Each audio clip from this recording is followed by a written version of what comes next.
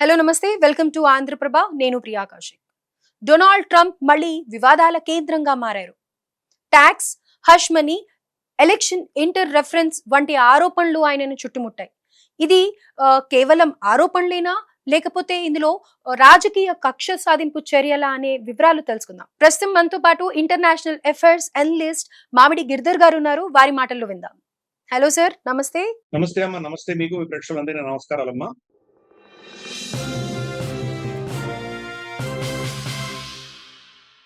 Thank you sir. Thank you so much for your valuable time and joining in Andhra Prabha's show. Thank you. అయితే ఇప్పుడు ప్రస్తుతం Iran, Israel war చూసినట్టయితే గనుక US కోర్స్ war చూసినట్టయితే Trump అనాలోచిత వ్యవహారం కేవలం అక్కడితో ఆగకుండా గ్లోబల్ ఇష్యూగా మారిపోయింది అని చెప్పి ఏదైతే మాట్లాడుకుంటూ ఉన్నామో, అయితే at the same time Trump మీద ఉన్న అవినీతి ఆరోపణలే కానీ లేకపోతే చట్ట ప్రకారమైన ఆరోపణలే కానీ అవి కేవలం ఆరోపణలేనా లేకపోతే నిజంగా ట్రంప్ మీద ఇవన్నీ శక్తివంతంగా పనిచేస్తున్నాయా? ఆయన మీద ఆరోపణలు మాత్రమే కాదు, లైక్ ప్రూఫ్స్ కూడా ఉన్నాయా? ఎందుకని ఇది చర్చ మళ్ళీ కొనసాగుతూనే ఉంది, పెద్ద చర్చగా మారింది అని అంటారు? తప్పకుండా ట్రంప్ కుటుంబం కూడాను చాలా విపరీతంగా ఈ యొక్క కరప్షన్ లో ఇరుక్కుపోయారమ్మా వాళ్ళు. ఆ గత సంవత్సరంలో కొన్ని మిలియన్స్ ఆఫ్ డాలర్స్ వాళ్ళు వెనకేసుకున్నారు. మనం చూస్తే గనక ఏ దేశంతో అయినా చర్చలు చేసేటప్పుడు, రెండు దేశాల మధ్యలో చర్చలు చేసేటప్పుడు వాళ్ళ మంత్రులు, వాళ్ళ అధికారులు వెళ్ళి చర్చలు చేస్తారు. ఫర్ ఇన్స్టెన్స్ భారతదేశం ఎవరితోనో చర్చించాలంటే మన విదేశాంగ మంత్రి అయినటువంటి జయశంకర్ గారైనా వెళ్తారు, లేదా మన ఫారెన్ సెక్రటరీ విక్రమ్ మిశ్రీ గారైనా వెళ్తారు. అంటే నేను చెప్తున్నాను, ఒక అడ్మినిస్ట్రేషన్ లో కానీ లేదా మంత్రిత్వ శాఖలో కానీ వీళ్ళే వెళ్తారు. కుటుంబ పరంగా ఎవరు వెళ్ళరు కదా. కుటుంబం తర్వాత మీ ప్రైవేట్ గా మీ మిత్రులు వాళ్ళు వెళ్ళి దేశం కోసం చర్చించరు కదా. కానీ ఈరోజు మనం డొనాల్డ్ ట్రంప్ చూసామంటే కనుక తను ఎన్ని దేశాలతో చర్చిస్తున్నాడో అన్ని దేశాల చర్చల్లో మార్కో రూబియో వెళ్ళట్లేదు. మార్కో రూబియో వాళ్ళ సెక్రటరీ ఆఫ్ స్టేట్, అంటే వాళ్ళ ఫారెన్ మినిస్టర్ కింద మనం పరిగణించవచ్చు. అతను వెళ్ళట్లేదు. అలాగే పీట్ హెగ్జిట్ వాళ్ళ సెక్రటరీ ఆఫ్ వార్ అని పిలుచుకుంటారు, మన డిఫెన్స్ రక్షా మంత్రి లాంటి వ్యక్తి, అతను వెళ్ళట్లేదు. ఎవరు వెళ్తున్నారు? Steve Witkoff. స్టీవ్ విట్కాఫ్ ఎవరు? డొనాల్డ్ ట్రంప్ యొక్క ప్రైవేట్ పార్ట్నర్. వీళ్ళిద్దరు కలిసి చాలా రియల్ ఎస్టేట్ బిజినెస్ చేశారు, గోల్ఫ్ పార్ట్నర్. అతనికి అమెరికా ప్రభుత్వంలో ఎటువంటి పొజిషన్ కూడా లేదు. అతను వెళ్తున్నాడు. అతనితో పాటు జెరార్డ్ కుష్నర్, డొనాల్డ్ ట్రంప్ యొక్క అల్లుడు వెళ్తున్నాడు. అతని కూతురి భర్త, మనకు ఇవాన్కా ట్రంప్ భర్త. సో అతను వెళ్తున్నాడు, అల్లుడు వెళ్తున్నాడు. అల్లుడికి ఏం హోదా ఉంది ప్రభుత్వంలో? అల్లుడెవరు, తన బిజినెస్ పార్ట్నర్ ఎవరు, వాళ్ళు వెళ్ళి అమెరికా పక్షాన మాట్లాడడం ఏంటి? ఏమైనా అర్థం ఉందా దీంట్లో?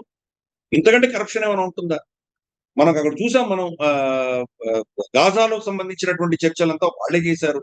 తర్వాత ఇరాన్ తో చర్చలు వాళ్ళే చేశారు. రష్యా వ్లాడిమిర్ పుటిన్ తో చర్చలు వాళ్ళే చేశారు. ప్రతి ఒక్క అంశంలో వీళ్ళిద్దరే వెళ్తారు. అంటే ఇది మొత్తం అమెరికా దేశాన్నంతా కూడా, అమెరికాలో ఉన్నటువంటి శక్తి అంతా, వాళ్ళకున్నటువంటి సైన్యము, వాళ్ళకున్న ఆర్థిక పరమైన శక్తినంతా తన వ్యక్తిగతంగా, తన కుటుంబ పరంగా వాడుకుంటున్నాడు డొనాల్డ్. అక్కడే మనకు అర్థమైంది వాళ్ళు లోపల వెళ్ళి ఏం మాట్లాడుకుంటున్నారో మనకు అర్థం కావట్లేదు. ఇన్ని దేశాల మీద విపరీతంగా టారిఫ్లు మోపి, నీ టారిఫ్ తగ్గించాలంటే నాకెంత ఇస్తావు అని చెప్పి వాళ్ళ కుటుంబానికి పైసలు వెనకేసుకుంటారు. బిలియన్స్ ఆఫ్ డాలర్స్ వాళ్ళు ఈ దేశాలన్నీ కట్టి. ఫర్ ఇన్స్టెన్స్ మనకు ఇండోనేషియా మీద 47% వేశారు. 47% వేసి తర్వాత 28% దించాడు.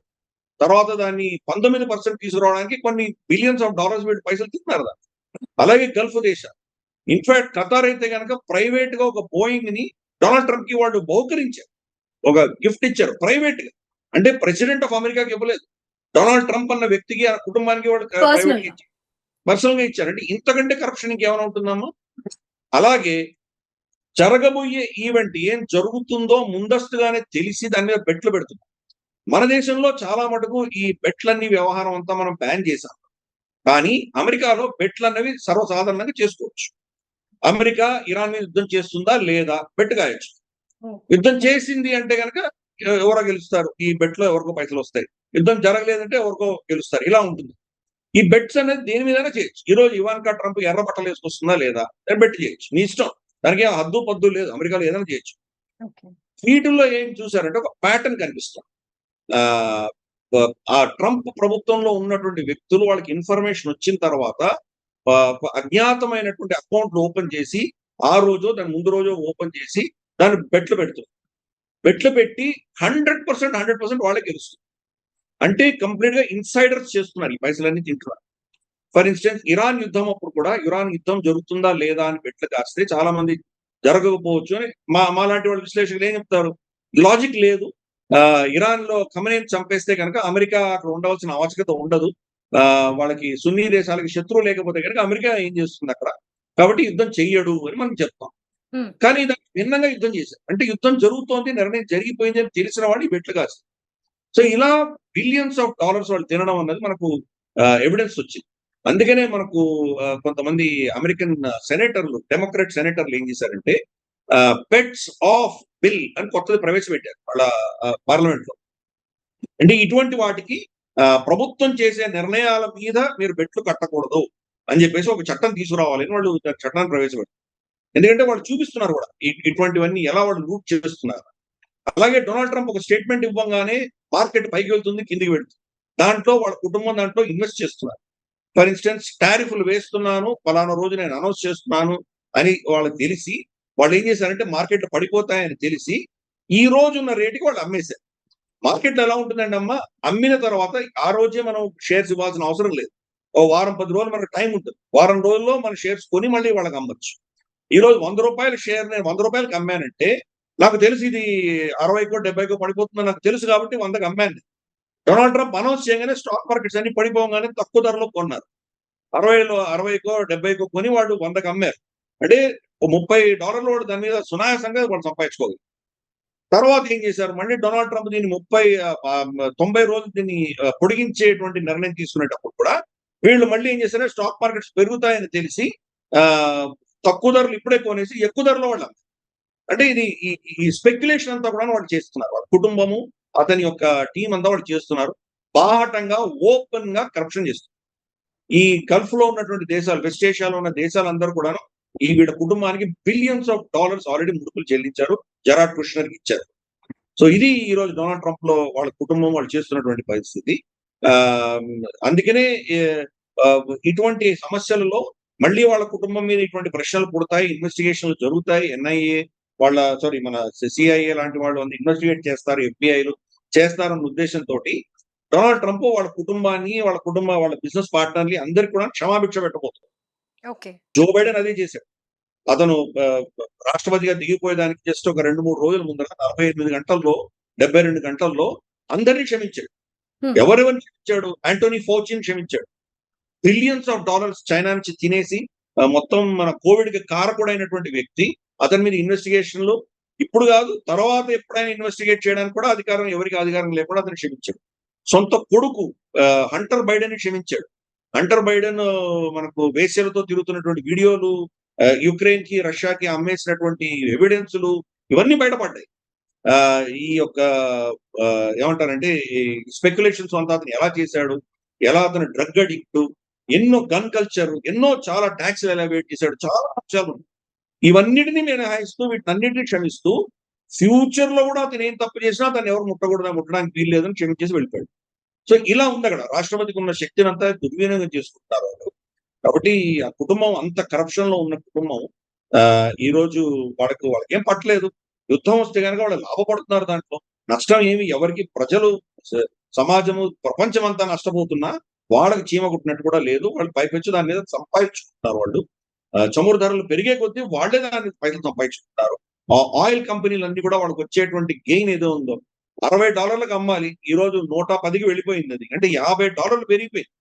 సో ఇది పెంచడానికి వాళ్ళు పెరిగినందుకు ఆ కంపెనీలన్నీ కూడా వాళ్ళకు లాభాలు వస్తున్నాయి కాబట్టి లాభాలు 20%, 30%, 10% వీళ్ళకి ముడుపులు చెల్లించుకుంటున్నారు. అలాగే వెనేజుయేలాని కబ్జా చేసుకున్న తర్వాత, నికోలస్ మడోరోని అరెస్ట్ చేసిన తర్వాత వెనేజుయేలాలో ఉన్నటువంటి ఆయిల్ ఎవరికి అమ్మాలి, ఏ ధరకు అమ్మాలి డొనాల్డ్ ట్రంప్ కుటుంబం నిర్ణయిస్తుంది. భారతదేశానికి $50 అమ్మాలి అంటే కనుక $50 మనం వెనేజుయేలాకి ఇవ్వము, పేమెంట్ వెనేజుయేలాకి చేయము. ఏదో ఒక సీక్రెట్ అకౌంట్ యూరోప్ లో ఉంటుంది, దానికి చేయాలి. దాంట్లో మరి డొనాల్డ్ ట్రంప్ కుటుంబం ఎంత తీసుకుంటుందో మనకు తెలియదు. $10 తీసుకుంటుందో ఎంత తీసుకుని మిగతాది వెనేజుయేలాకి పంపిస్తుంది. కాబట్టి ఇదంతా కూడాను ఒక ఆర్గనైజ్డ్ మెథడ్ లో ఒక ప్రెసిడెంట్ గా ఉండి తన పదవిని దుర్వినియోగం చేసుకుంటూ విపరీతమైన కరప్షన్ చేస్తున్నాడు అతను. ఈ కరప్షన్ కోసం తన కుటుంబం కోసమే ఈ చర్చలన్నీ కూడా ప్రపంచవ్యాప్తంగా చేస్తున్నాడు. తనను వద్దు అన్న వాళ్ళ మీద దౌర్జన్యం కూడా చేస్తున్నాడు. అది చూసాం మనం. నికోలస్ మడురో మీద చేసింది, ఇరాన్ మీద యుద్ధం కూడా. ఇవన్నీ దాని దృష్టిలో మనం చూడాలి. వీళ్ళ కుటుంబం యొక్క కరప్షన్ వీక్‌నెస్ ని ఆసరాగా తీసుకొని, దాన్ని అడ్వాంటేజ్‌గా తీసుకొని, దాన్ని తనకు కావాల్సిన విధంగా మలుచుకున్నటువంటి ఒక దౌత్యపరమైనటువంటి సక్సెస్ మనకు బెంజమిన్ నెతన్యాహు ఇజ్రాయెల్ చేసింది. ఈ యుద్ధం అమెరికాకు సంబంధమే లేనటువంటి యుద్ధం ఇది. ఇజ్రాయెల్‌కి అవసరమైన యుద్ధము. వీళ్ళ కుటుంబం యొక్క కరప్షన్ ని వాళ్ళు ఆసరాగా తీసుకొని వాడుకొని ఈ ఊబిలోకి అమెరికాని ఇజ్రాయెల్ తీసుకొచ్చిందన్నమాట. ఇది మనం అర్థం చేసుకోవాలి. మొత్తం నేపథ్యం అర్థం చేసుకోవాలి. సార్ డెమోక్రసీ గురించి చెప్తాడు. అలాగే గొడవల వార్స్ జరుగుతున్నప్పుడు శాంతియుతంగా ఉండాలి అని చెప్పి నీతి సూత్రాలు చెప్తాడు. తనే మీడియేటర్ అని చెప్పేసి కూడా చెప్పుకున్న రోజులు మనం చూసాం ట్రంప్ గురించి. అయితే ఇప్పుడు ఒక ప్రెసిడెంట్‌గా ఉండి అంత పొజిషన్‌లో ఆయన ఒక అనాలోచిత వ్యవహారం చేస్తూ ఇలాంటి డెసిషన్స్ తీసుకుంటూ ఇప్పుడు తన పైన డెఫినెట్‌గా అక్కడ కూడా చాలా మంది వ్యతిరేకం తెలుపుతూనే ఉన్నారు. ఇది ఏం సూచిస్తుంది సార్? అండ్ ప్రస్తుతం యూఎస్ మార్కెట్ ఎలా ఉంది? అండ్ యూఎస్ ప్రజలు ఏమంటున్నారు? దీని గురించి ఏమన్నా చెప్పగలుగుతారా సార్? అండ్ పరిస్థితి ఏంటి యూఎస్‌ది? అంటే ఒకటమ్మా, ఈరోజు డొనాల్డ్ ట్రంప్ చాలా పచ్చిగా, ఓపెన్‌గా, దాచుకోకుండా ఓపెన్‌గా చెప్తున్నాడు అంతేగాని, గతంలో ఉన్న ప్రెసిడెంట్స్ అందరూ కూడా ఇలాగే చేశారు. సద్దాం హుసేన్ మీద దాడి చేయడానికి, యుద్ధం చేయడానికి జార్జ్ బుష్ జూనియర్ వెళ్లి యుద్ధం చేసినప్పుడు అది కూడా అమెరికా యుద్ధం కాదు. వాళ్ళకి తెలుసు అక్కడ వెపన్స్ ఆఫ్ మాస్ డిస్ట్రక్షన్ ఏమీ లేదు. అక్కడ ఏమీ లేదు వాళ్ళ దగ్గర. చాలా గణనీయంగా దెబ్బతినింది. వాళ్ళ తండ్రి జార్జ్ బుష్ సీనియర్ అతను యుద్ధం చేసి, కువైట్ యుద్ధం చేసి, అప్పుడు సద్దాం హుసేన్‌ని ఓడించిన తర్వాత నో ఫ్లై జోన్ పెట్టారు. బగ్దాద్ మినహాయిస్తే పైన గాని, కింద గాని వాళ్ళ ఏరోప్లేన్స్ వెళ్ళడానికి వీల్లేదు. వెళ్తే దాన్ని కాల్చేసేవారు. కాబట్టి తన దగ్గర శక్తి లేదు. సద్దాం హుసేన్ దగ్గర ఎటువంటి శక్తి లేదు. మళ్ళీ మ్యానుఫ్యాక్చర్ చేసి weapons of mass destruction, chemical weapons చేసేటువంటి లేదు.